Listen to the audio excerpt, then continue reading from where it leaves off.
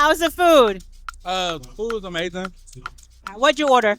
The curry chicken, and it's the best curry chicken I didn't have, so I like it. What about you? I ordered the curry chicken. It is so good. But I tasted my husband jerk pork tacos. I'm telling you, it's so good. The flavors, they're balanced. It's like savory, sweet with a little spicy. It was so good. I kept eating it. That's why he don't hardly have nothing else.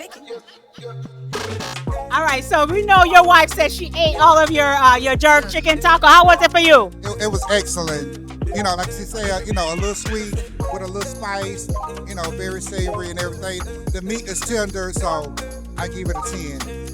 Oh, we like 10 out of 10. And sis, I see you had the jerk. Let me come over there so you can tell me how it is. How was the jerk?